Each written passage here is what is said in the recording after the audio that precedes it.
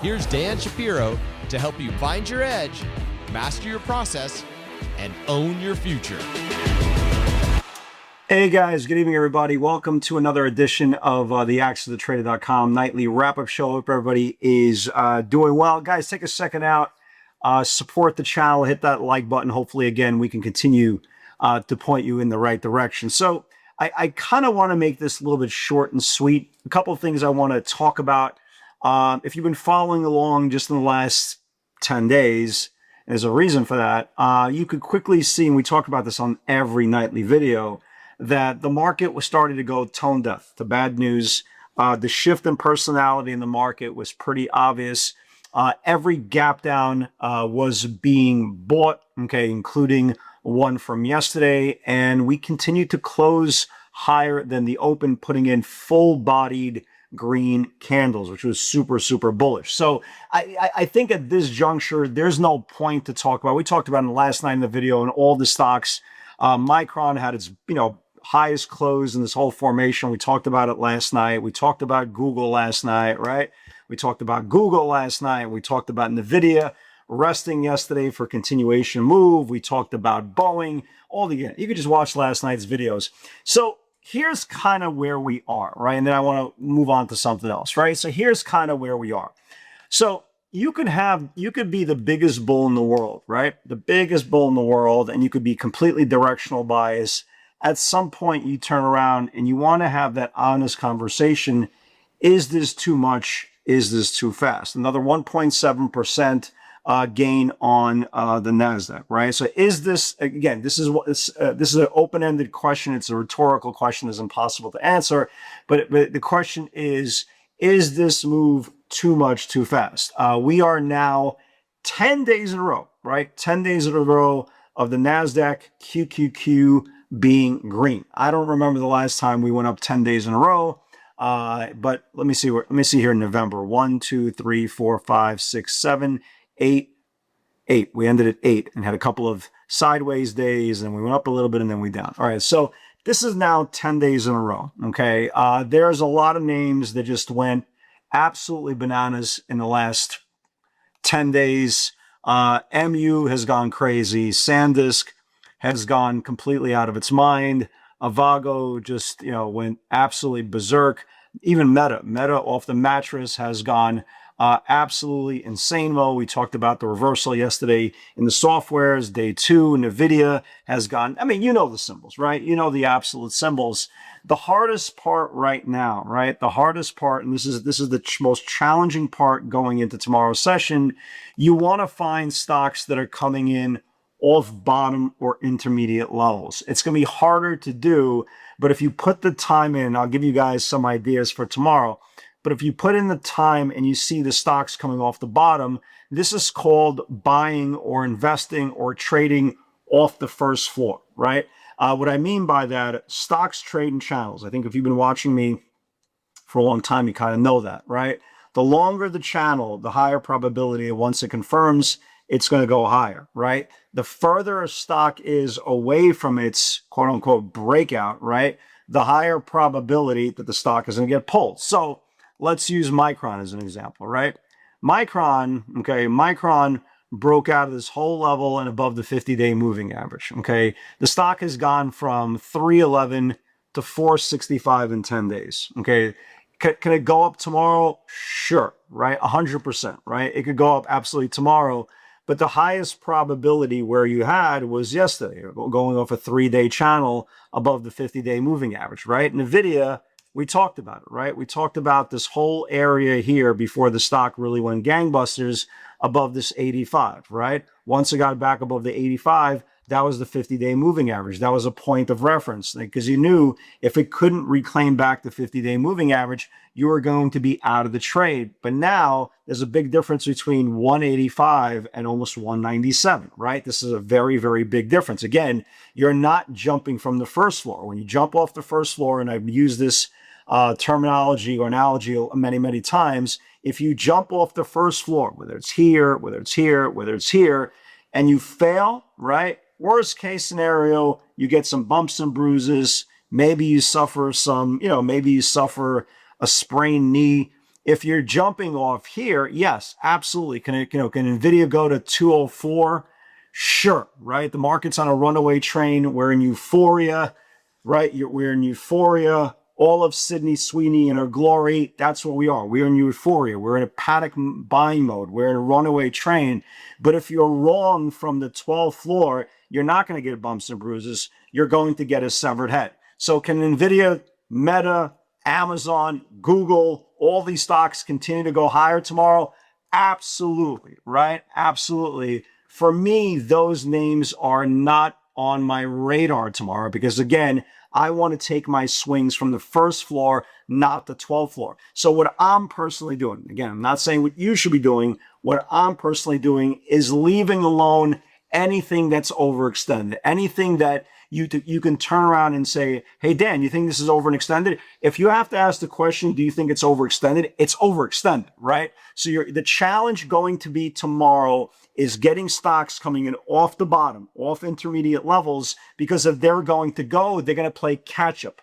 If they are wrong, right, and they're not ready to go and still get rejected off their intermediate levels, you're losing pennies. You're risking pennies to make dollars versus now in euphoria, in Sydney Sweeney mode, right? You are risking dollars to make, well, I guess dollars, but the point is your exposure is much more expanded because the further you go away from the breakout level, the higher probability it could get pulled. Just something to think about for tomorrow, okay? I will give you guys some ideas for tomorrow.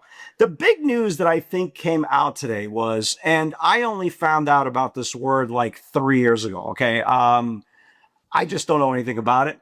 I know very, very minimum about it, but the SEC has approved to eliminate the pattern day trading rule.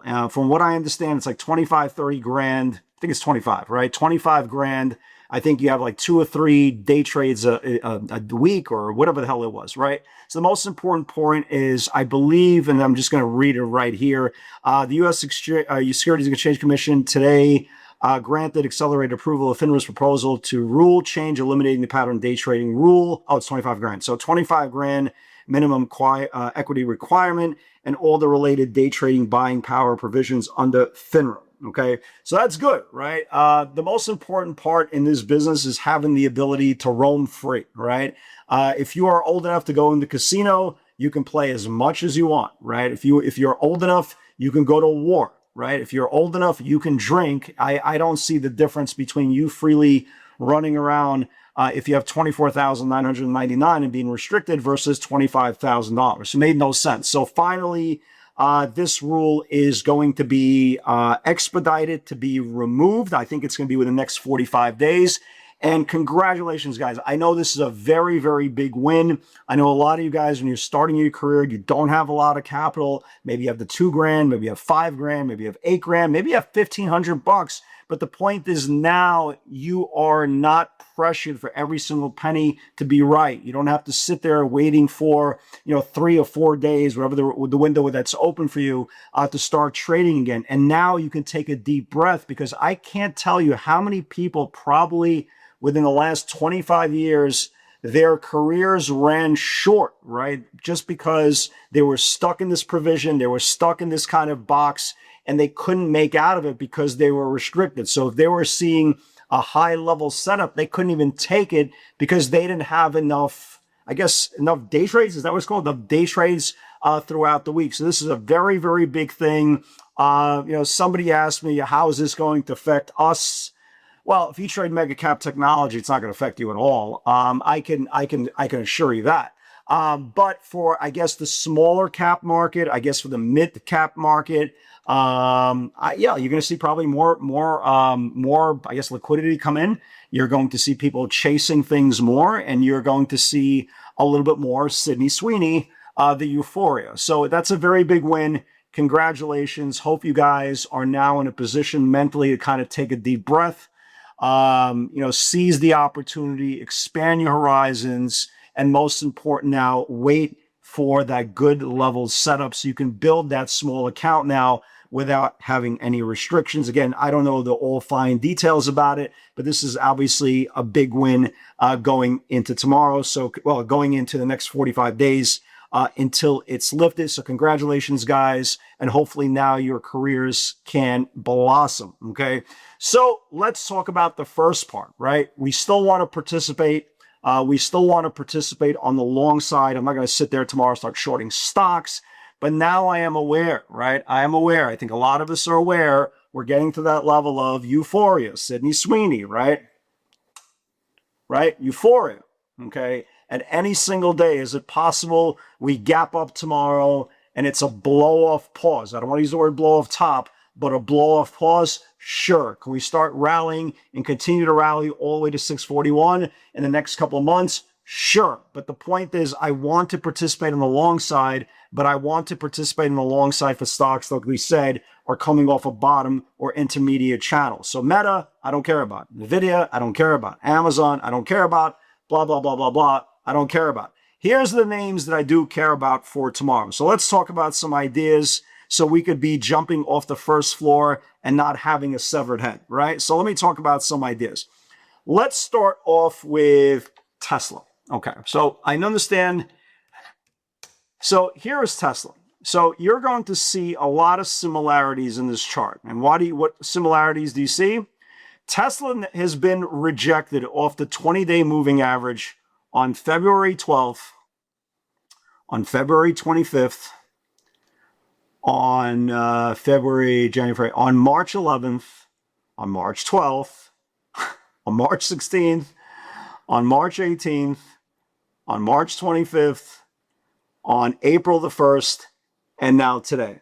Okay, that's 275 times, or at least 6, that has been rejected off the 20-day supply in the last several months. Okay, what does it have to do? It needs to get back above the 20-day moving average, and that's the game. I am watching Tesla tomorrow. If it could get back above the 20-day moving average, then guys, this thing has room all the way up to 378, 380. They were betting very, very aggressively for the weeklies, for the 370s, the 380s. We started even seeing some euphoric bets being made for the June or May. I forget which one was, either May or June 400s. Again, that goes into the euphoria stage that people are just betting recklessly and abandoned. But again, the 20-day has been rejected like 6 times in the last 3 months. I am watching it tomorrow. If it could get back above the 20-day moving average again, see, it's coming off the first floor. That's where we want it. So definitely let's keep an eye on Tesla. IONQ, right? IONQ, again, is coming off the bottom, right? Look at the expansion channel here, guys. 67 million shares traded. The previous day traded 15 million shares. That's what you want. The stock coming off the bottom. It reclaimed the 50-day moving average and stopped right on the 64 EMA. If IONQ can get back above, sorry, I have a position here. It just popped. Sorry about that. So if IONQ can get back above the 64 EMA with this expansion channel, again, it's buying it off the first floor, not on the 21st floor. And let's see if they can expand into the 39 area. Speaking of these companies that could benefit from a pattern day trading rule being lifted, is Robinhood, right? Right? Robinhood, again, is coming off the bottom. Again, there was a big surge today. Maybe somebody had a wind of it that this news is coming out. But guys, keep an eye on Robinhood. If this thing starts making the rounds and traders start connecting the dots, even traders that don't trade Robinhood will probably get a look at Robinhood based on this news. If Robinhood can get back above, right, can get back above the 50-day EMA, this thing has room to 83 and then 86. So keep an eye on that. A smaller version of Robinhood is Webull, right? Webull, same play. I think it's exactly the same play. It stopped right above the 50-day EMA. All Webull needs to do is confirm that EMA to start moving higher. So keep an eye, if that's your thing, keep an eye on Robinhood. Keep an eye on Webull, Freudian slip. Keep an eye on those two. And last but not least, and I'm telling you right now, I have a hidden agenda. If you've been following me long enough, you know I sometimes ignore the hot girl. Sometimes the hot girl is usually Tesla. And usually when Tesla doesn't behave, I go, you know what, I'm not going to look at her for 1 or 2 days and then it wakes up. Guys, Apple I just can't understand why Apple doesn't want to participate. Okay. And the cool thing is Robinhood is not, Apple is not that far away from reclaiming the 50-day moving average. Something has to give. I'm almost convinced that Apple is all over the Epstein files. What other reason is this damn thing not participating, right? Your guess is as good as mine, but this is the epitome, right? This is the epitome that if it finally does confirm, especially reclaims the 50-day moving average, maybe in this lifetime, maybe in next, but if it does, I'm going to be in with both hands. Guys, have a great night, everybody. God bless. Stay safe. Go Bulls. And with God's help, I'll see you all tomorrow.